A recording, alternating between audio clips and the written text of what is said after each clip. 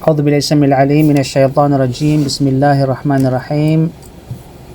الحمد لله الذي لم يزل قائما بشؤون الخليقة على أحسن النظام، لا ينام ولا ينبغي له أن ينام، يخفض القسط ويرفعه، يرفع إليه عمل الليل قبل عمل النهار، وعمل النهار قبل عمل الليل على الكمال والتمام. فهو الملك العظيم القدوس السلام، ونشهد أن لا إله إلا الله وحده لا شريك له ذو الجلال والإكرام، ونشهد أن محمدا عبده ورسوله سيد الأنام. اللهم صل وسلم على محمد وعلى آله وأصحابه البررة الكرام. أما بعد، السلام عليكم ورحمة الله wabarakatuh. So, unang-una sa lahat, pagkatapos na purihin natin ang Allah subhanahu wa ta'ala at pasalamatan sa lahat ng mga biyayang ipinagkaloob niya sa atin na walang dapat purihin at pasalamatan maliban lamang ang Allah subhanahu wa ta'ala, ako ay nagpapasalamat sa lahat ng bumubuo ng programa na ito. Mashallah tabarakallah, naway biyayaan kayo ng Allah subhanahu wa ta'ala, no?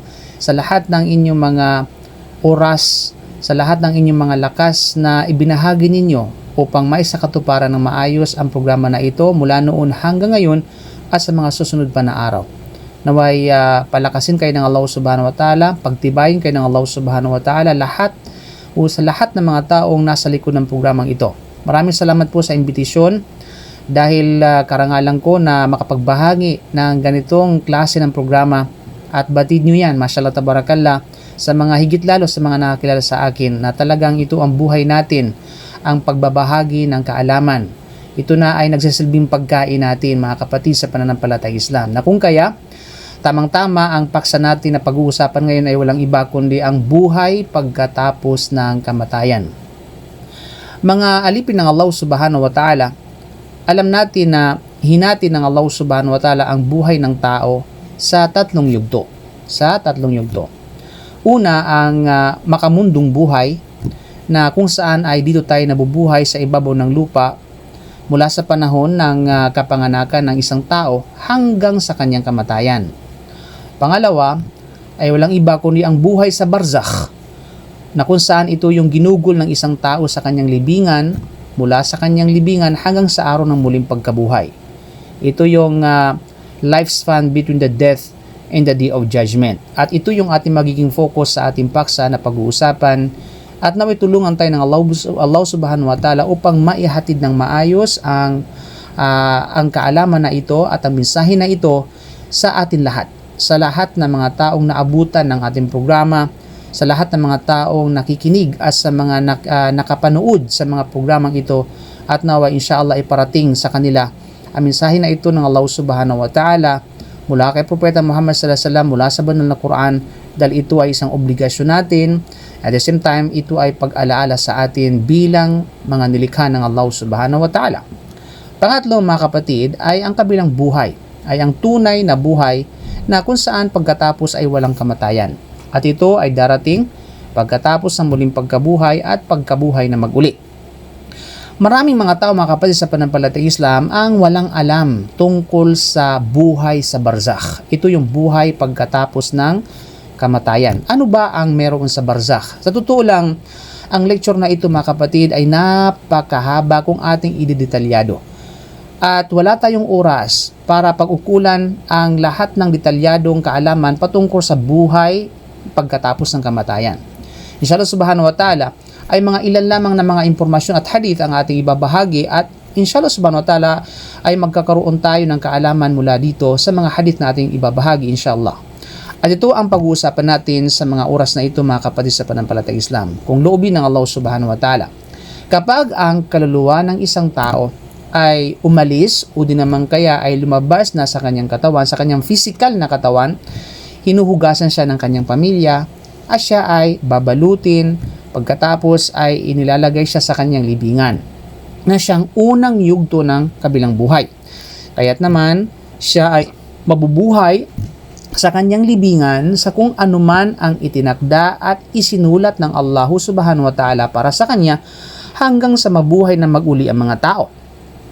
ang mga tao ay sinusubok o susubukin sa kanilang mga libingan habang siya ay nasa loob ng libingan, na kung saan ito yung hayatul barzakhiyah. Ito ang buhay sa loob ng barzakh. At isa sa mga pagsubok ay walang iba kundi ang mga katanungan na magaganap sa loob ng libingan. Mga kapatid sa pananampalatayang Islam, dapat mabatid ng tao ang bagay na ito dahil walang anumang gadget, walang anumang mga siyentipiko, walang anumang mga makabagong kagamitan o sabihin nating science na kung saan kayang arukin kung ano ang mangyayari sa loob ng libingan. Ito ay bagay na sikreto ng Allah subhanahu wa ta'ala at ipinahayag ng Allah sa pamamagitan ng Quran at sunod ng Propeta Muhammad SAW upang mapaghandaan natin ang ating buhay pagkatapos ng kamatayan. At kabilang sa mangyayari at magaganap, kagimbal-gimbal na kaganapan pagkatapos ng kamatayan, walang iba kundi ang buhay sa barzakh, ay ang pagsubok na ito mga kapatid, at walang iba kundi ang isa na rito ay walang iba kundi ang mga katanungan.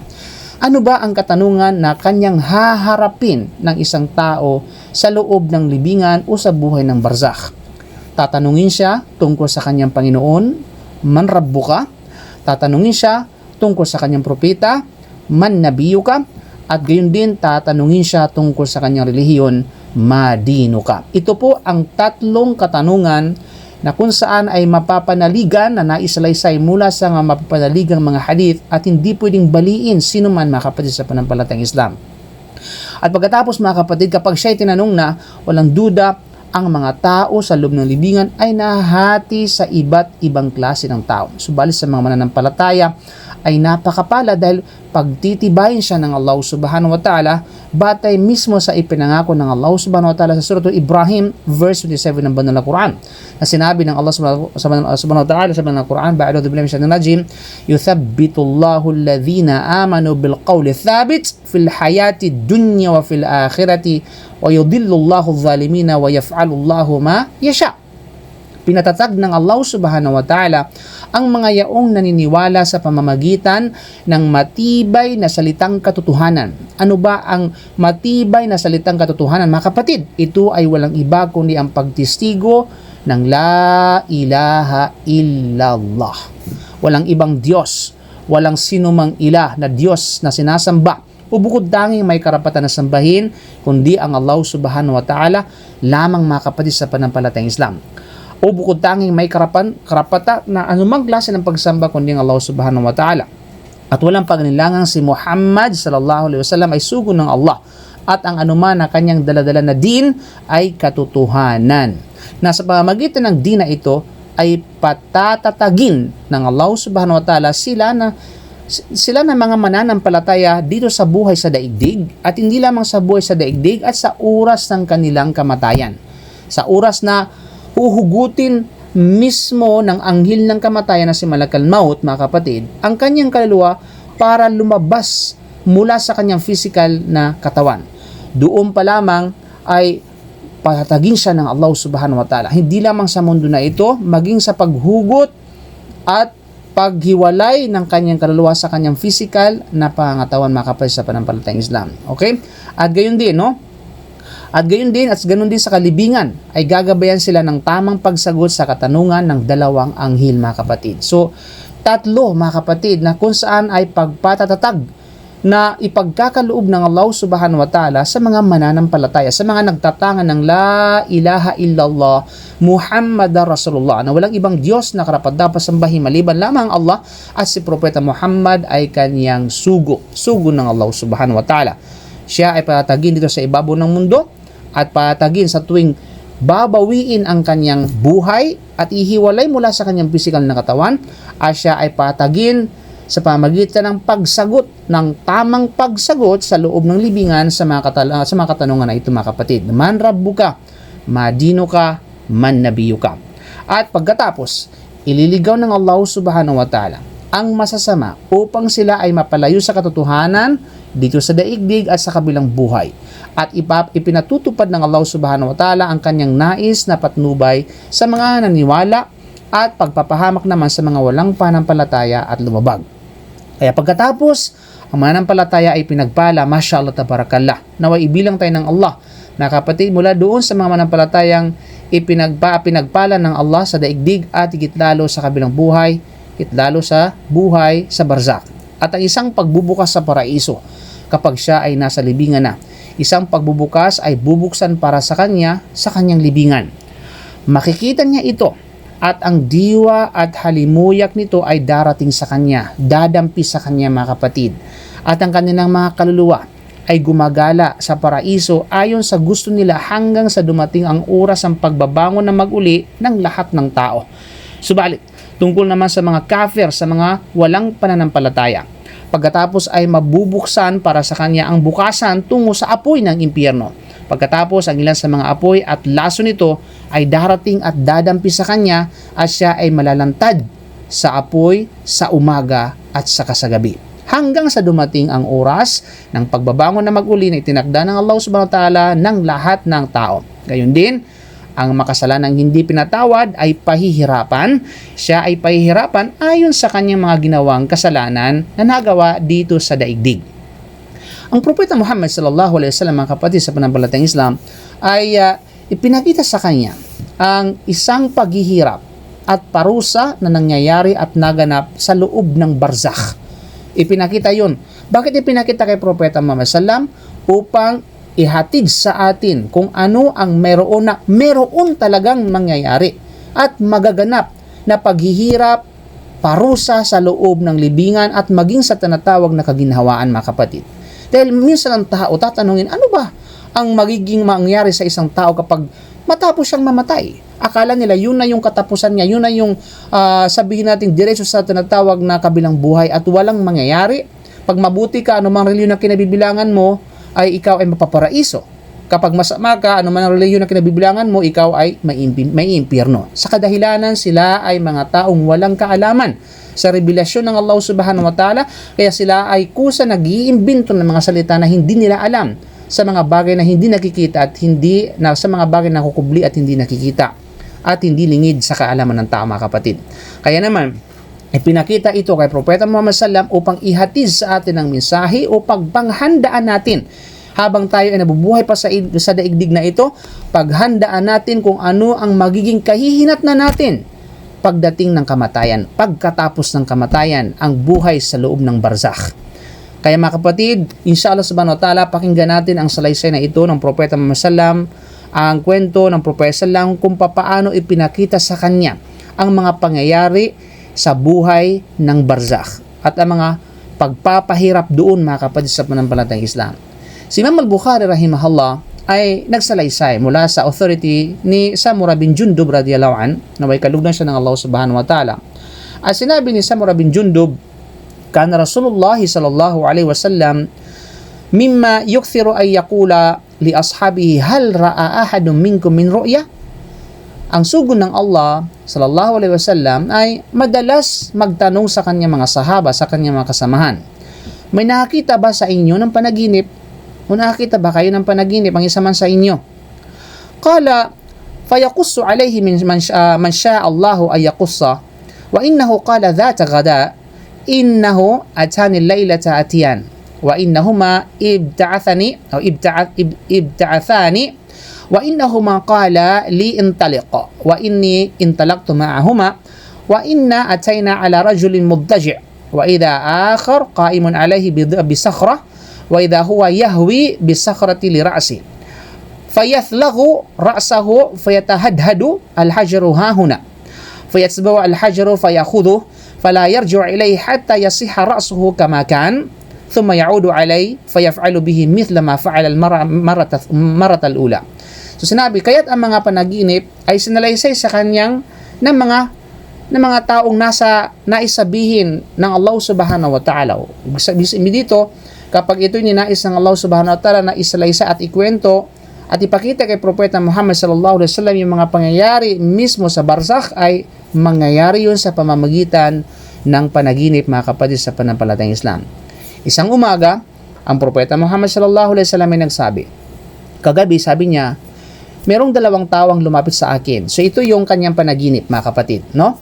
Merong dalawang tawang lumapit sa akin sa panaginip at ginising ako doon sa panaginip at sinabi sa akin, tayo na, tumayo ka, Umalis ako kasama nila, sabi para bang tayo ka sapagkat tayo aalis, no? Umalis ako kasama nila at nadat na namin ng isang lalaking nakahiga at narito, nakatayo ang isa pang lalaki sa kanyang ulo. So try to imagine, i-picture out natin sa mga isipan natin yung kwento ni Propeta Muhammad sallallahu alaihi wasallam na parang nandun tayo mga kapatid, no? Parang tinitelevise natin yung kwento niya mga kapatid. So meron silang nadatna na isang lalaki na nakahiga at sa may dakong ulo ng bahagi ng lalaki na ito ay meron pang isang lalaki na nakatayo. Okay, sa kanyang ulo ng bahagi na may hawak na malaking bato. Sa pagmasdan mo, binabato niya ang bato sa ulo ng lalaki na nasugatan ito mga kapatid.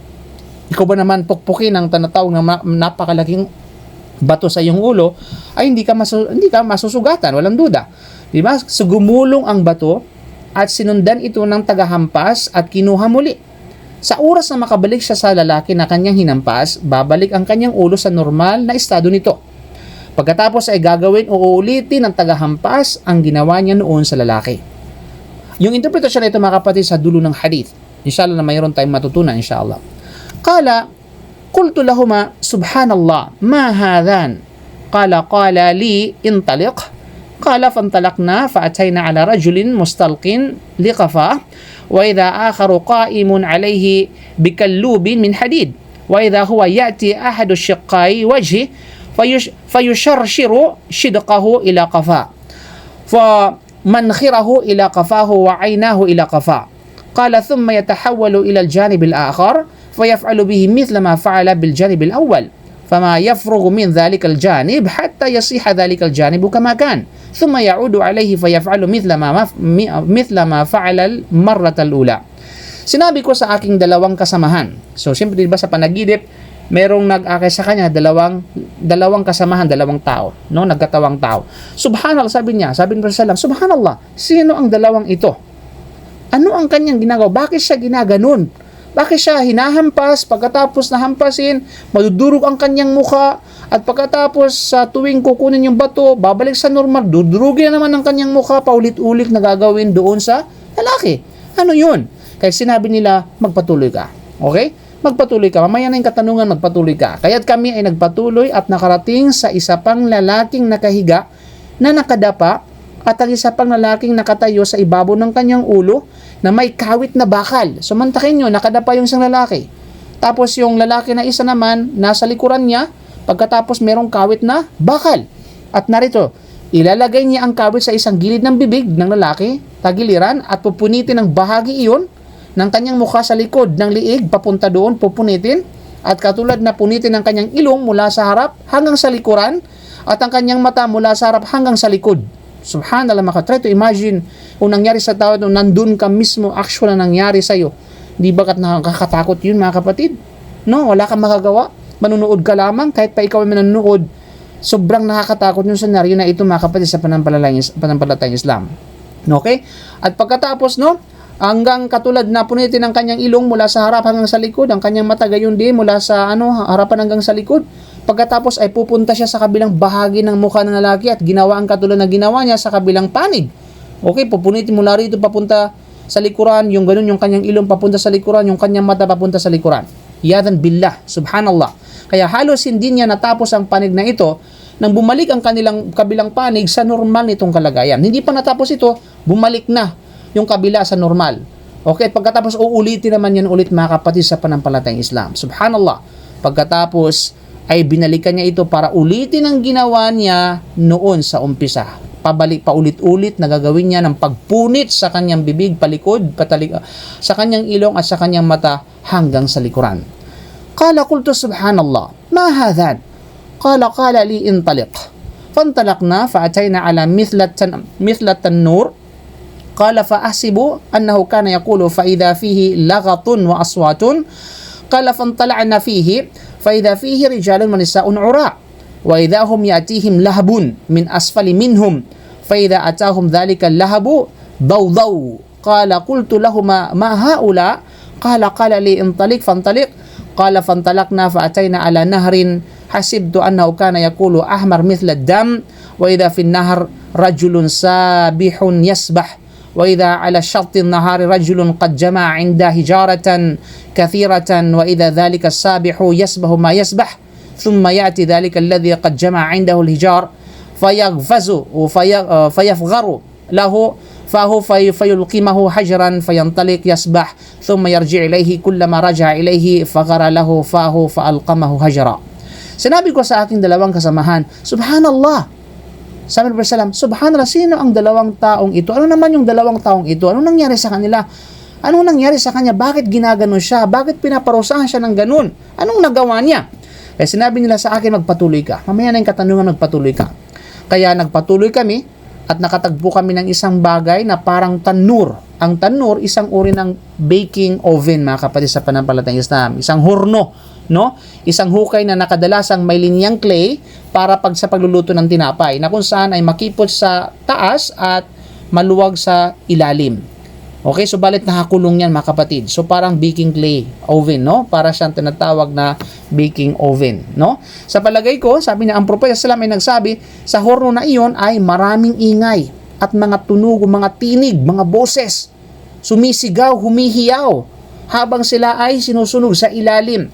Idinagdag ng Propeta sallallahu alaihi wasallam, kami ay tumingin dito at nakita ang mga hubad na lalaki at masdan ng isang ningas ng apoy ay umaabot sa kanila mula sa ilalim, at nang ito umabot sa kanila, sila ay humihiyaw ng malakas.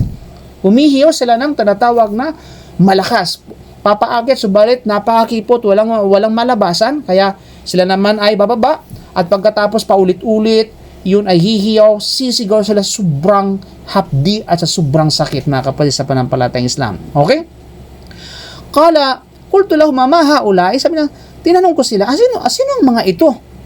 Sino ang mga ito? Okay? Kaya sinabi niya sa akin, magpatuloy ka. Magpatuloy ka. At kaya nagpatuloy kami at nakarating kami sa isang ilog. Okay? Sa isang tinatawag na ilog. Nakarating kami sa isang ilog. Sa tingin ko, sinabi niya, yung pulang dugo, ibig sabihin yung ilog na ito ay parang pulang dugo. Yung mamula-mula na parang kulay dugo. Idinagdag ng Propeta sallam, at masdan sa ilog ay may isang lalaking lumalangoy, at sa pangpang ay mayroong isang tao na namumulot ng maraming bato. Habang lumalangoy ang isa, lumalapit siya sa kanya, papunta doon sa bangin. Ibinukaan ng una ang kanyang bibig, at ang huli naman sa bangin ay naghagis ng bato sa kanyang bibig, kung saan siya ay lumalangoy muli upang lunukin yung hinahagis niyang bato. Okay, pagkatapos lalangoy na naman siya, pagkatapos lalapit sa kanya, kukuha ng bato, at pagkatapos tatapunan ng bato, pagkatapos ay kakainin yung tinatawag na bato, lalamunin yung tinatawag na bato, paulit-ulit na gagawin sa kanya noon, mga kapatid. Siya ay babalik at ito ay patuloy at inuulit-ulit ang proseso, mga kapatid sa panampalatayang Islam. Qala qultu lahuma ma hadhan? Qala lali intaliq. Okay? Qala fantalaqna fa'atayna ala rajulin karih al-mar'ati ka'akrahi ma an tara'in rajulan mar'ah wa idha indahu narun yahushuha wa yas'a hawlaha. Tinanong ko ang daking dalawang kasamahan, sino naman yung mga ito? Ano naman yung nagawa nila? Bakit sila nagawan? Bakit sila ginawa ng patuloy-tuloy na ginagawa sa kanila yaon? Ano bang nagawa nila? Sumagot sila, magpatuloy ka. At nagpatuloy kami hanggang sa makarating kami sa isang lalaking may kasuklam-suklam na anyo. Merong kasuklam-suklam na anyo. Ang pinaka kasuklam-suklam na anyo na makikita mo sa isang lalaki na mayroon yung lalaki na yaon. Sa tabi niya ay merong apoy, at pinag-aapoy niya ito at tumatakbo sa paligid. Tumatakbo sa tinatawag na paligid. Qala qultu lahuma ma hadha? Qala li intaliq. Fantalaqna fa'atayna ala rawdatin mu'tammatin fiha min kulli nawri rabi'. Wa idha bayna dhahri ar-rawdah rajulun tawilun la akadu ara ra'sah tulan fi as-sama'.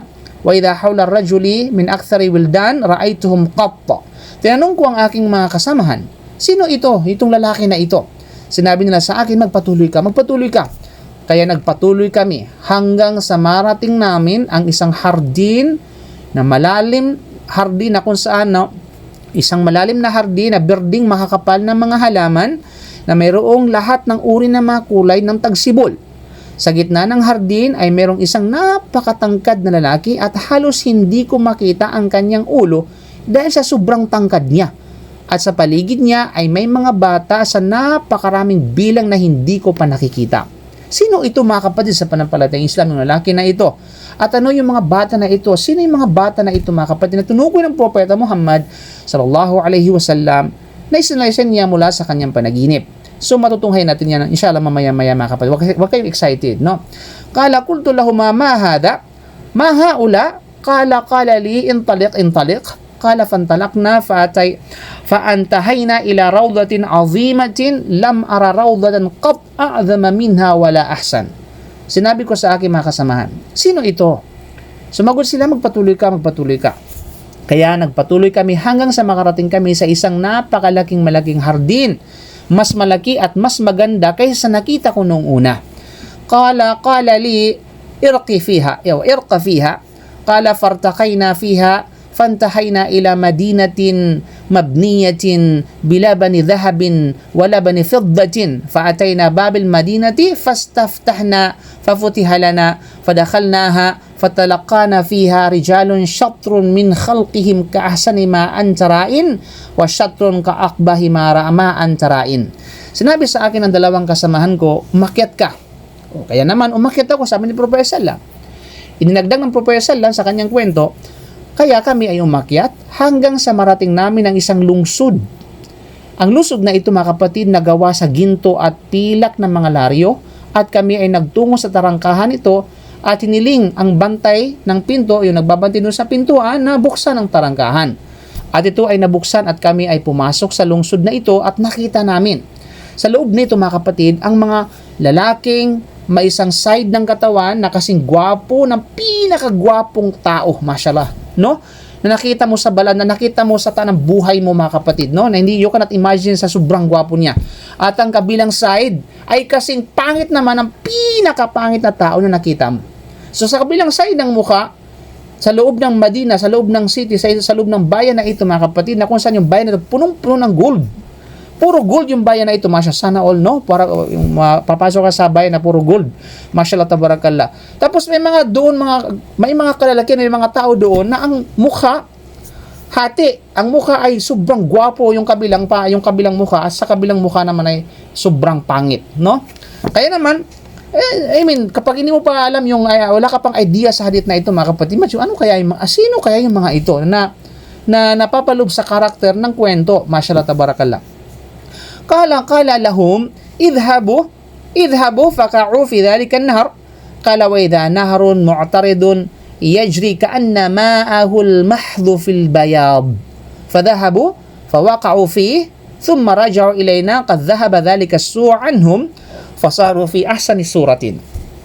Inutusan ng dalawa kong kasama ang mga lalaking iyon na itapon ang kanilang mga sarili sa ilog. Itapon ninyo mga sarili sa ilog na yan. Masdan mga kapatid, no? May isang ilog na umaago sa lungsod na yaon at ang tubig nito ay parang gatas sa kaputian. Mashallah, no? So try to imagine kung dito sa mundo meron kang makikitang ilog na maputi tapos yung puti nito ay kasing puti ng gatas. Mashallah tabarakallah.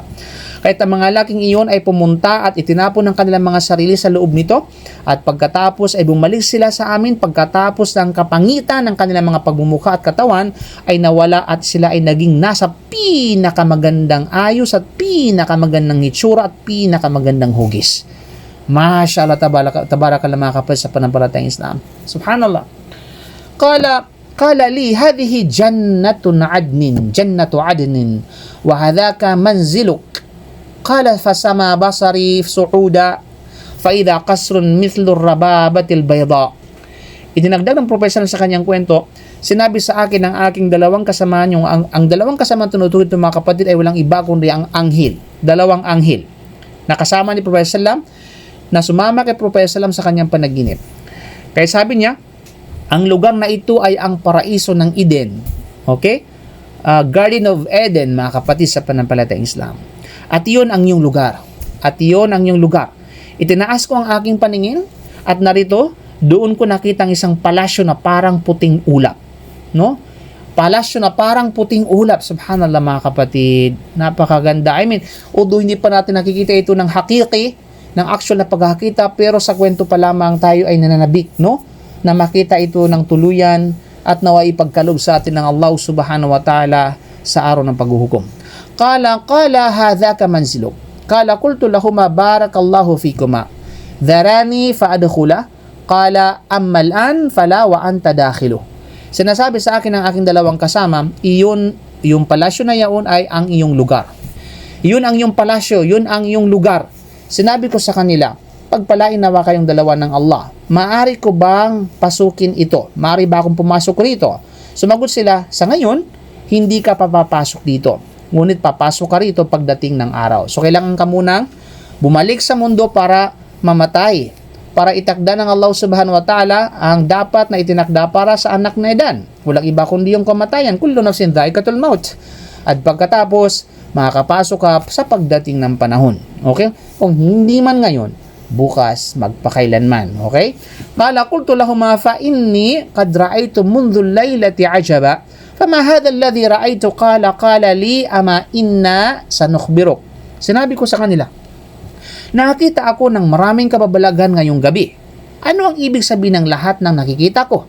Diba? Yung pinukpok, yung hinampas yung ulo ng paulit-ulit, yung hinati, yung bibig at saka yung ilong hanggang sa likuran, pati yung mata ng paulit-ulit na magkabilaan, diba? At saka yung lumangalangoy tapos sinahagisan ng isang tao doon sa bangin ng paulit-ulit, diba? At saka yung nasa horno na sumisigaw at humihiyaw ng paulit-ulit. So, ikwento nyo sa akin, anong ibig sabihin ng mga nakikita ko na kababalaghang ngayong gabi? Kaya sumagot sila, ipapabatid namin sa iyo. Huwag kang mag-alala. Ipaparating namin at ipapaalam namin sa iyo kung ano yung mga ito. Qala, qultu lahuma fa inni qad ra'aytu mundhu laylati ajaban. Okay, sabi niya. Yun nga, sabi niya, amma rajul al-awwal alladhi atayta alayhi yuthlaghu ra'suhu bil hajar fa innahu ar-rajulu ya'khudhu al-Qur'an fayarfudu wa yanamu an salatil maktubah. Patungkol sa unang lalaking nadatnan mo na ang ulo ay nasugatan ng bato, hinahampas ang kanyang ulo ng paulit-ulit, siya ang simbolo ng taong nag-aaral ng Quran. Kapatid sa pananampalatayang Islam, dito pa lamang parang nakakatakot na ipagpatuloy natin yung hadith. Subhanallah, biro mo, nag-aaral ng Quran at pagkatapos yung pala yung mahihinatnan. Yung pala yung kanyang magiging kahihinatnan, mga kapatid sa pananampalatayang Islam.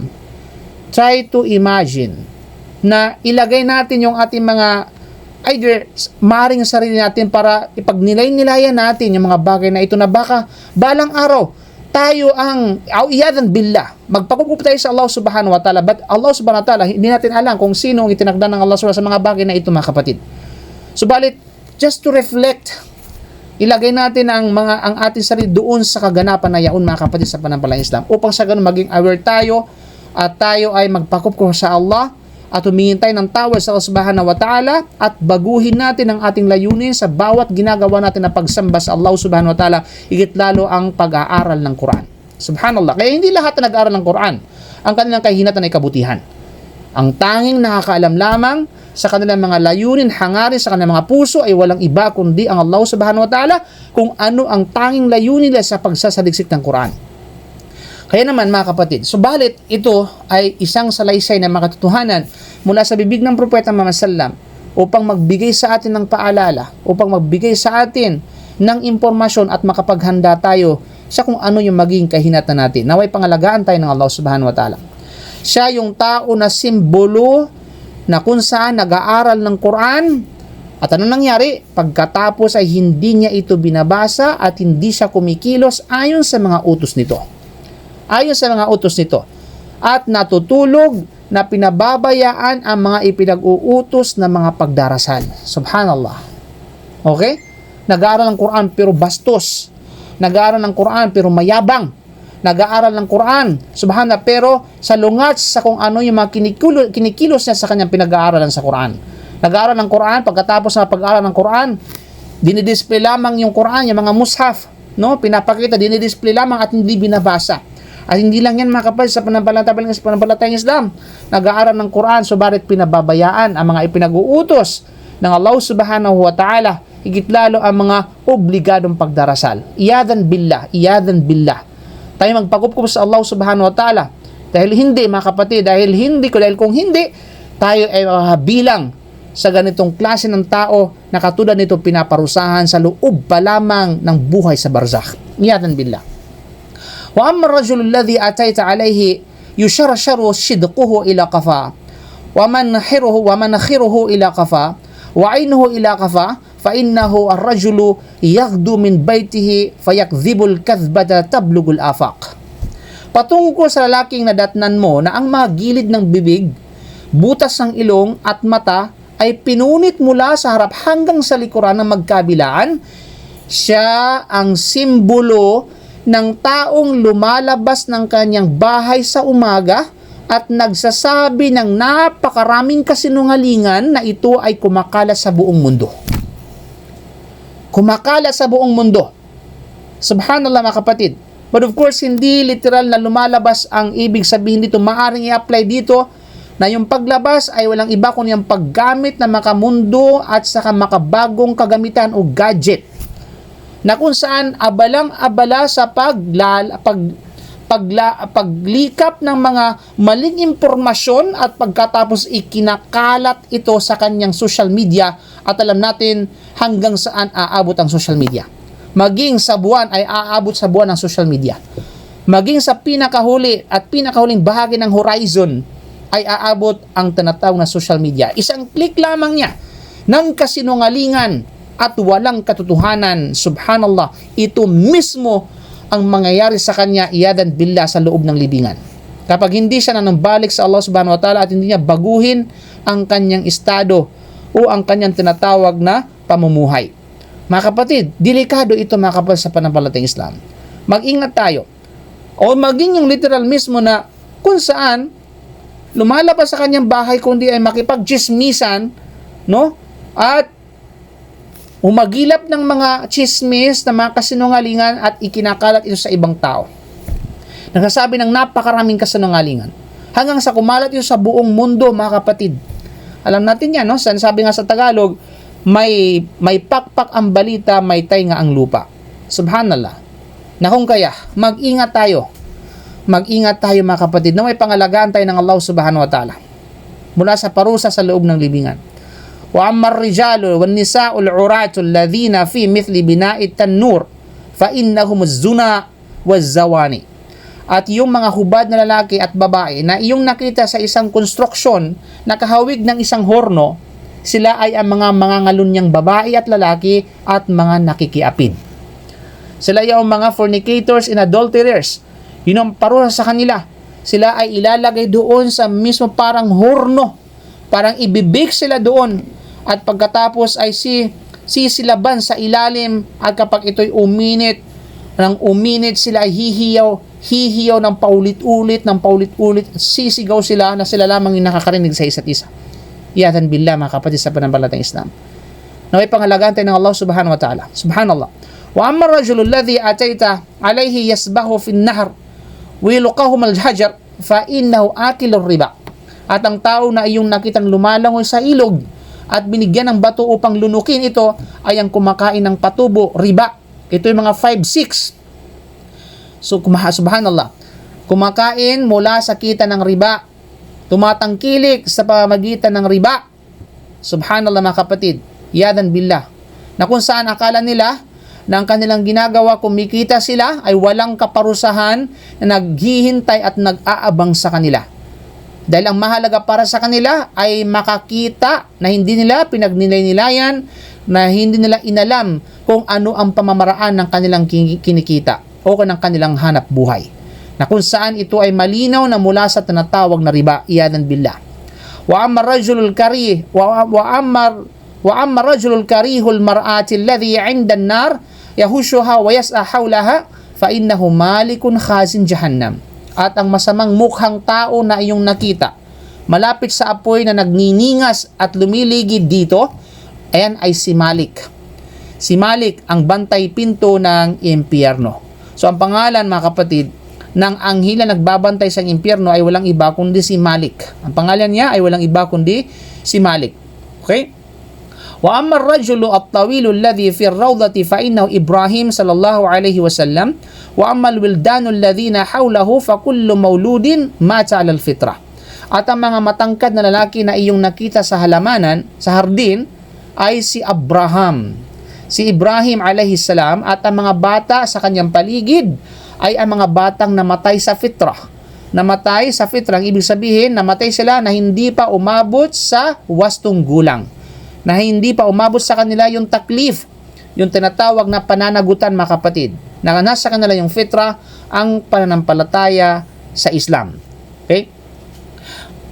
Faqala ba'dul muslimina, ya Rasulullah, wa auladul musyrikin, faqala sallallahu alaihi wasallam, wa auladul musyrikin. Wa amal qaumul ladhina kanu syatrun minhum hasanan wa syatrun minhum qabihan fa innahum qaumun khalatu amalan salihan wa akhar sayyi'an tajawazallahu anhum. Idinagdang ng tagapagsalaysay na tinanong siya ng ilang mga Muslim doon sa harapan ng Propeta sallam habang kinikwento niya. Usugon ng Allah, paano naman yung mga anak ng mga pagano, anak ng mga musyrikin, mga polytheist? Ang mga Propeta sallam ay sumagot, at gayon din ang mga anak ng mga pagano. Sa hadith na ito, mga kapatid, sa pananampalatayang Islam na malinaw sa kapahintulutan ng Allah subhanahu wa ta'ala, kapag yung mga bata na ito ay namatay na hindi pa umabot sa tamang edad o sa wastong gulang, kahit pa sila ang mga magulang nila ay mga musyrik, higit lalo sa pakapanahonan before the advent of Islam, inshallah sa kapahintulutan ng Allah subhanahu wa ta'ala, sila yung mga bata na nasa paligid ni Abraham alayhi salam doon sa hardin ay pinakita ng Allah subhanahu wa ta'ala kay Propeta Muhammad. Kaya ang Propeta sallallahu alaihi wasallam ay nasumagot. Yun din, gayon din ang mga anak ng mga pagano. Kaya dinagdag ng Propeta sallallahu alaihi wasallam, idinagdag ng aking dalawang kasamahan, ang mga lalaking nakita mong kalalahating gwapo at kalahating pangit ay ang mga taong naghalo ng mabuti sa iba na masama. Ngunit pinatawad sila ng Allah. Ito yung mga tao na may kabutihan sa kanila at the same time mayroon tinatawag na kasamaan at sila ay nanampalataya sa Allah subhanahu wa ta'ala. They are the believers of Allah, but at the same time sila ay nakagawa ng mga pagkakasala. Subalit sila ay pinatawad ng Allah subhanahu wa ta'ala. Kaya nga inutusan sila ng anghel na ihagis silang kanilang mga sarili doon sa ilog na yaon, doon sa kung saan yung ilog na ito, doon sa Madina, sa city na puro ginto, mashallah tabarakallah. At yung ilog na ito ay umaagos na kasing puti. Pagdating sa kaputihan ay kasing puti ng gatas. At paggahaw nila ay sila ay magkakaroon ng pinakamahusay at pinakagwapong hitsura, mga kapatid, sa pananampalatayang Islam. Masya Allah. Kaya ya Rab, naway iligtas tayo ng Allah subhanahu wa ta'ala sa pahirap na mangyari sa libingan at pagsubok sa libingan. Allahumma amin, mga kapatid, sa pananampalatayang Islam. Kaya mga alipin ng Allah, ito ay isang dakilang hadith, walang duda, no? Nagbabala sa mga tao yung hadith na ito ng pagdurusa sa libingan at paghihirap sa libingan. Dapat iwasan ng bawat isa sa atin ang lahat ng dahilan ng pagpapahirap sa libingan. At ang hadith na ito ay naglalaman din ng maraming mga hatol, ng maraming mga ahkam o pasya. Ng ilan sa mga ito, mga kapatid, ay susuriin natin inshallah subhanahu wa ta'ala. Una, kabilang na rito ay walang iba kundi ay inirekomenda na magsalaysay ng magandang panaginip. Ano ang aral na maaaring makuha natin sa hadith na ito? Na recommended, kumbaga sunna, na magsalaysay tayo ng magandang panaginip sa isang scholar o sa isang maalam o sa isang minamahal o sa isang taong pinagkakatiwalaan mo at minamahal mo for the sake of Allah subhanahu wa ta'ala. At gawin ito pagkatapos ng pagdarasal ng madaling araw bago niya makalimutan ang mga detalye ng panaginip. Kasi kapag lumipas na ito hanggang kahit pa mga tanghalian banda o hapon, makakalimutan mo na yung detalyado. Okay? Nung panaginip na yaon. Whereas kapag ikwento mo na agad ito, pagkatapos ng Fajr, as Prophet ﷺ used to do that, ay hindi mo o intact pa yung tinatawag na detalyado ng panaginip. Kabilang sa mga ito, mga kapatid, no, na ang aral na makuha natin dito, yung nakita ng Prophet Salam ay isang panaginip at hindi habang gising. Kasi may mga nag-argue na yung hadith na yaon ay interpretation nila ay hindi sa panaginip, kundi gising ang Prophet Salam habang pinapakita ito ng Allah subhanahu wa ta'ala sa kanya. No, bagkos yung hadith na ito ay nagpapahiwatig na ito ay panaginip. Gaya ng isinalaysay ni At-Tabarani na may magandang riwaya mula sa authority ni Abu Umama na nagsabi na kharaja alayna Rasulullah sallallahu alaihi wasallam ba'da salati subh faqala inni ra'aytu laylata ru'ya. So merong word na ru'ya, hiya haqqun fa'qiluha. Ang Prophet sallallahu alaihi wasallam ay nagsabi, lumabas sa amin pagkatapos ng panalangin sa umaga ng Fajr. Pagkatapos sinabi niya, ngayong gabi ay nakakita ako ng isang pangitain na totoo, ng isang panaginip na totoo, kaya unawain ninyo ito. So ang Prophet Salam ay nakita niya ito ay walang iba kundi sa kanyang panaginip, hindi nakadilat ang kanyang mata. Kabilang sa mga aral sa hadith na ito mga kapatid, na ang mga pangitain ng mga propeta ay totoo. Ang mga panaginip ng mga propeta ay totoo, kabilang ito sa revelasyon ng Allah subhanahu wa ta'ala. At sila ay isa sa mga paraan ng banal at makalangit na revelasyon. Kabilang sa mga ito, ang pagkakatulog at hindi pagdarasal ay isa sa mga sanhi ng pagpapahirap sa libingan. Yung alam mo la, ay mga tao na karamihan sa atin ay naging habit na sa kanya na alam mo yun, pabayaan ng kanya mga pagdarasal dahil sa siya ay pagod at dahil siya ay natutulog. Diba? Hanggang sa first day medyo okay pa kasi nga pagod. Tapos pangalawa, pangatlo, hanggang sa nakasanayan niya ito. Yan ang mahirap mga kapatid kapag nakasanayan na natin. At kapag once na in love na yung katawan mo sa bagay na ito, nagiging casual mo na itong ginagawa. At pababayaan mo na yung mga pagdarasal upang ito ay sa katuparan sa itinakdang oras nito. At maging easy na sa iyo ito at maging madali sa iyo na ito. Sabi, okay lang. Hanggang sa maging okay na. Hanggang sa tuluyan mo na itong talagang hindi maisa katuparan. Ito yung mga nangyari, gradual. Yung mga dating nagdarasal, kapag sila'y sinubukan ng Allah subhanahu wa ta'ala sa kanilang pagsamba sa Allah, subhanallah. Makita mo sa kanila dahil sa abala sila sa makabundong bagay, no, pinababayaan na nila yung mga obligasyon na sa Allah subhanahu wa ta'ala. Kasi mas mahalaga para sa kanila na hindi ma-miss yung mga bagay na may kaugnayan sa kanilang gawain, sa kanilang trabaho. Bahala lang ma-miss yung tinatawag na salah. Okay, at mawala sa oras nito na itinakda ng Allah subhanahu wa ta'ala. Subhanallah. As ipinagbalit nila yung makamundong bagay sa tinatawag na kabilang buhay, mga kapatid. Iyadan billah, no? Ay pangalagaan tayo ng Allah subhanahu wa ta'ala, no? Kaya kung kaya, isa ito sa mga hadith na nagpapahiwatig na ang sanhi ng pagpapahirap sa libingan, tulad ng isinasaad sa kaso ng isang lalaki na hinampas ng bato sa ulo, no? Nakasaad sa kanyang interpretasyon na ito ay isang tao na bumibigkas ng Quran. Nagbabasa ng Quran, nag-aaral ng Quran. Tinatanggihan niya ito, ibig sabihin hindi niya ito ginagawa, at siya ay natutulog at nakaligtaan ng itinakdang mga pagdarasal. Subhanallah, iyadan billah mga kapatid, naway pakukup tayo sa Allah. Kabilang sa mga ito, ang panganib ng pagsisinungaling. Panganib, kadelikaduhan ng pagsisinungaling, lalo na sa social media. Lalo na sa tinatawag na social media. Ito ay umaabot sa horizon, no, sa loob ng ilang segundo lamang. At ang pagsisinungaling ay isa sa mga sanhi ng pagdurusa sa loob ng ilibingan, iyadan billah. Subhanallah. Kaya mag-ingat tayo mga kapatid. Kaya kapag meron tayong tinatawag na nalakap na impormasyon, huwag tayo magmagaling. Okay? Huwag tayo magmagaling na umasta na daig pa natin yung mga scholar at nakapag-aral sa atin. At para bagang alam mo na lahat, ikaw yung may alam kaysa doon sa mga nakapag-aral. Iyadan billah. Okay? Tapos dahil kapag hindi yan, hindi ka nag-ingat sa bagay na ito, maaaring makapag-post ka at makapag-deliver ka ng mensahe sa ibang tao ng kasinungalingan nang hindi mo napagtatanto na yung pala'y kasinungalingan at walang katotohanan. Napakadelikado sa panahon ngayon. Subhanallah, napakadaling magfatwa, napakadaling maghukom sa isang bagay o sa isang tao nang dahil lamang sa kanyang maliit na kaalaman, mga kapatid, sa pananampalatayang Islam. Subhanallah, napakadelikado ng social media ngayon, yung influence sa social media. Subhanallah, naway pangalagaan tayo ng Allah subhanahu wa ta'ala, mga kapatid. At hindi natin alam yung palayang magdudulot ng pagdurusa sa atin sa loob ng libingan. Kabilang sa mga ito, mga kapatid, ang pangalunya at pagpapatubo, yung riba, no, yung mga 5C o anumang katulad nito ay kabilang sa mga sanhi ng pagpapahirap sa libingan. At mayroong mga mapananaligang hadith, no, na nagpapakita na may iba pang mga kasalanan na nangangailangan ng pagpapahirap sa libingan para sa sinumang gumawa nito kung hindi siya magsisisi mula sa mga ito.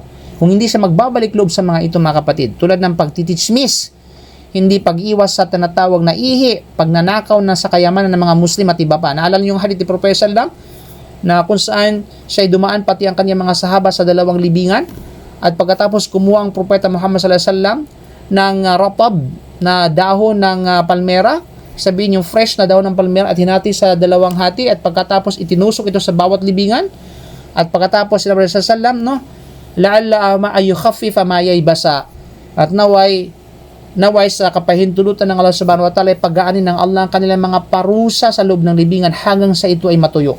Na nagpapatunay yung nakalibing doon ay mga Muslim. Kasi hindi gagawin yun ni Prophet Sallam maliban lamang ng mga Muslim. Okay? Maliban lamang ng mananampalataya, mga kapatid. At the same time, hindi mo pwedeng gayahin din yun dahil sa ginawa ito ni Prophet Sallam, at ikaw ay dadaan ng libingan, kukuha ka ng palmera, itutusok mo doon at sasabihin mo yan. Bakit? Mayroon kang Anghel Jibril para gawin mo yon. Subhanallah. Kaya dahil dito, tinanong siya ng mga sahaba o propeta ng Allah, bakit mo ginawa yan? Anong ibig sabihin yan? Paliwanag mo at explain mo sa amin. Sabi niya, innahuma yu'adzabani wa ma yu'adzabani illa bikabirin. So, ang dalawang ito, yung tao nasa loob na libingan ay pinarusahan ng mga malalaking mga kasalanan. Dahil sa kanilang ginawang kasalanan, sila ay pinarurusahan. Subhanallah. Amahaduhuma, ang isa sila dito ay yamshi bin namima. Kana yamshi bin namima. Ay, alam mo yung namima, yung isang tao na pamapanirang puri at puro chismis. Yung nalalaman sa buhay.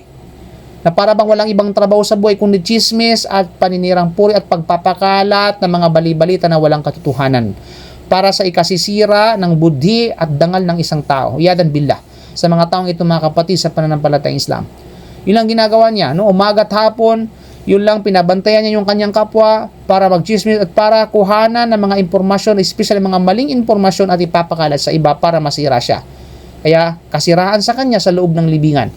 Subhanallah. At pagkatapos, yung isa naman ay hindi nag-iingat sa kanyang pag-ihi. Ang iba naman sa nagpapaliwanag, hindi naguhugas kapag sila'y nag-ihi.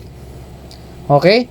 Hindi naguhugas. Kaya tayo, alhamdulillah, mga Muslim, tinuruan tayo ng propesa lang na maghugas ng pribadong katawan kapag tayo ay tinatawag ng kalikasan. Yan ay kabilang sa hygiene. Kabilang sa kakumpletuhan ng ating pananampalataya, itinuturo sa atin yung hygiene natin. Of course, may mga Muslim na sumusuway dito. Patinan mo yung turo, mga kapatid, no? Dahil kapag hindi mo ginagawa ito, tunay na magiging sanhi ng pagpapahirap at parusa sa loob ng libingan. Subhanallah, mga kapatid. Na may pangalagaan tayo ng Allah subhanahu wa ta'ala. Kabilang sa mga ito, na ang kahihinatnan ay bunga ng gawain. Al-amal, min jinsil amal. Al-jazao min jinsil amal. No, ang kahinatnan ng isang tao, gantimpala man o ito man ay tinatawag mabuti o masama, ay bunga ng gawain. Dahil sa gawain mo. Kung mabuti ang ginawa mo, ay walang duda mabuti ang bunga nito. Kung masama yung ginawa mo, ay walang duda masama din ang tinatawag na bunga nito. Kahit ang pangalon niya ay ang kanyang pagnanasa mula sa ibaba. Yung pangalon niya, alam mo, sexual intercourse na hindi mo asawa, walang duda, ito ay pagnanasa sa ibaba, sa pribadong katawan ng tao. Kaya ang pagdurusa ay dumating sa kanila mula sa ibaba. Tingnan mo yung konteksto, yung connection ng kanyang gawain doon sa parusa. Di ba yung pangangalon niya? Anong parusa doon sa loob ng libingan na sila ay nilagay sa isang hurno at pagkatapos ay sa ilalim nito ay pinapainit, kumbaga ay nilalagyan ng apoy hanggang sa ito ay uminit at ihiyaw sila ng napakalasa sa sobrang hapdi at sobrang sakit. Diba? Sa ilalim. Dahil walang duda, yung pangalon niya ay ito ay desire sa ibabaw, mula sa tinatawag na ibabaw, mula sa pribadong katawan, sa ibabang bahagi ng katawan. Kahit ang pagdurusa ay dumadating sa kanila mula sa ibaba. At ang mga gumagawa at tumatangkilit ng patubo ng riba ay kanyang pagnanasa mula sa kanyang tiyan. Okay, mula bibigat pagkatapos tiyan, na kung saan kumakain ng riba, papunta doon sa tiyan. Ito ay pagnanasa ng sikmura at ng tiyan. Kaya ang parusa sa kanya ay pagkain ng mga bato at paglangoy sa dugo, mga kapatid, bilang parusa sa kanya sa kabilang buhay. Yadan billah. Kabilang sa mga ito, kung ang isang batang Muslim ay namatay bago ang pagdadalaga at pagbibinata, siya ay kabilang sa mga taong mananahanan sa paraiso dahil hindi niya napagtanto ang mga obligasyon. Mashallah tabarakallah. At madagdag ko lamang, yung tawag na, tanong mo, yung mahilig sa chismis, nang kumakala sa buong mundo, di ba? So, walang duda, ito, pupunitin ng kanyang bibig, hanggang sa likod, ito ang kanyang bahagi ng kanyang mukha, yung kanyang ilong, mga butas, na bahagi ng kanyang mukha, papunta doon sa likod, at maging yung kanyang mata, okay? Na kung saan ay, naninilip, o di naman kaya ay nagmamanman ng mga buhay ng ibang tao, na hindi naman kinakailangan, ay yun yung magiging parusa sa kanya upang ipagchismisan niya, upang ipangalandakan niya, yung mga maling impormasyon sa ibang tao at ikalat niya ito, yadan billah. So kung ano yung gawain ng isang tao, yun magiging kanyang kaparusahan kapag ito'y masama, at yung magiging kanyang tinatawag na gantimpala kapag ito ay mabuti sa kabilang buhay, mga kapatid. Of course, kabilang sa mga ito, mga kapatid, na sino man ang gumagawa ng mabuti at ang iba ay gumagawa ng masama, siya ay mapapabilang sa mananahan ng paraiso hanggat siya ay mayroong pananampalataya na nagsasabi ng La ilaha illallah Muhammadar Rasulullah. Na hanggat nandyan sa kanyang La ilaha illallah Muhammadar Rasulullah at na siya'y namatay dito, mga kapatid, inshallah, sa awa at sa habag ng Allah subhanahu wa ta'ala, siya'y patatawarin ng Allah subhanahu wa ta'ala. wa akharuna i'tarafu bidhunubihim khalatu amalan salihan wa akhara sayya asallahu ay yatuba alaihim innallaha ghafurur rahim. At ang iba naman sa kanila na walang duda, specifically yung ayan na ito na binanggit natin na nirahan sa Madina sa mga karatigpuog nito ay mga umamin ng kanilang pagkakasala. At ito ay kanilang pinagsisisihan at nagbalik loob sila, mga mananampalataya, na magkakahalo ang kanilang mabuting gawa na katulad ng pagbabalik loob, pagsisisi at pag-amin ng kanilang kasalanan at iba pa mga kabutihan na ang masamang gawain naman nila ay katulad ng hindi nila pagsama, specifically sa panahon ng Sallam as pagkapaglaban katulad ni Ka'ab bin Malik, no? At iba pang mga pagkakamali ay na maaaring ang Allah subhanahu wa ta'ala ay gabayan sila upang magbalik loob sa Allah subhanahu wa ta'ala at ito ay tatanggapin para sa kanila. Katiyakan ng Allah subhanahu wa ta'ala ang Ghafur, ang ganap ang magpatawad sa kanyang mga alipin, na siya'y Rahim, ang napakamaawain at ganap na mapagmahal sa kanila.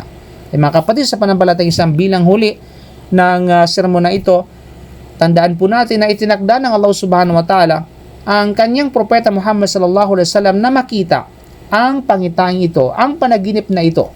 At isalaysay ito sa kanyang mga kasamahan, sa kanyang mga kasama, sa kanyang mga sahaba hanggang sa makarating sa atin. At makakarating pa yan sa mga susunod sa atin inshallah subhanahu wa ta'ala. Bakit? Upang bigyan tayo ng babala. Bigyan ng babala ang mga tao sa mga kasalanan na nangangailangan ng kaparusahan, na nagdudulot ng kaparusahan sa loob ng libingan para sa isa na gumagawa nito. Upang bigyan ng babala ang mga alipin bilang pangkalahatan. Ang haba ng buhay natin ng isang tao sa kanyang libingan ay daang-daang taon mga kapatid. Kung alam natin yan, subhanallah. Yung prolong na tinatawag na sabihin natin, yung panatili ng buhay sa loob ng libingan sa tinatawag na barzakh ay daan-daang taon mga kapatid, na mas mahaba kaysa sa kanyang buhay sa daigdig na ito. Okay? Mas mahaba pa ng daan-daang taon mga kapatid tayo sa ibabaw ng mundo. Walang garantiya na mamuhay tayo ng 100 lives sa buhay na ito. 100 age. Bihira lamang yung umabot ng 100 sa panahon na ngayon mga kapatid sa pananampalatayang Islam. Diba? Samantalang ang buhay natin sa barzakh, subhanallah, pero hundreds of years maghihirap ang isang tao dahil sa kanyang ginawa dito sa daigdig na ilang bahagya lamang na hindi niya hiningan ng kapatawaran sa Allah at hindi siya nagbabalik loob dito mga kapatid sa pananampalatayang Islam. Diba? Kaya siyang maging maingat na huwag bigyan ng kagustuhan ang kung ano ang madaling maglaho at kung ano ang panandalian kaysa sa kung ano ang nanatili at walang katapusan at yan ay walang iba kundi ang kabilang buhay. Naway pangalagaan tayo ng Allah subhanahu wa ta'ala, naway pag-ingatan tayo ng Allah subhanahu wa ta'ala, naway ipagkaloob sa atin ng Allah subhanahu wa ta'ala ang patnubay, ang gabay sa lahat ng ating mga sinasabi, sa lahat ng ating mga salita, sa lahat ng ating mga gawain. At naway ipagkaloob sa atin ng Allah ang malawak na kaalaman sa ating pananampalataya at kapatawaran mula sa ating mga kasalanan, nakikita man natin na hindi nakikita. At naway ipagkaloob sa atin ng Allah ang Jannatul Firdaus, at naway papasukin tayo ng Allah na magkasama inshallah subhanahu wa ta'ala sa paraiso at makasama natin ang Propeta Muhammad sallallahu alaihi wasallam. So maraming salamat po sa programa ninyo dahil ako po ay naging kabahagi nito, at naway inshallah pagbalain kayo ng Allah subhanahu wa ta'ala, at naway inshallah ay hindi ito ang una't huli, kung ilan man, kung naway inshallah ay patuloy pa ninyong ipalaganap ang programa na ito at mag-imbita pa ng mga sabihin natin ng mga lecturer upang sa ganun ay magbahagi ng kaalaman sa pamamagitan ng programa na ito, sa pamamagitan ng social media. So gamitin natin ang social media na ito upang ipalaganap ang turo ng Islam, ang kabutihan at ang salita ng Allah subhanahu wa ta'ala at ang sunnah ng Propeta Muhammad sallallahu alaihi wasallam. So maraming salamat po mga sisters sa Akhawati fil Islam. Mashallah tabarakallah, jazakumullahu khair po sa isang opportunity, isang magandang pagkakataon po na maging kabahagi ng inyong programa. Pagbalain nawa tayo ng lahat ng Allah subhanahu wa ta'ala. Jazakumullahu khair. Assalamualaikum warahmatullahi wabarakatuh.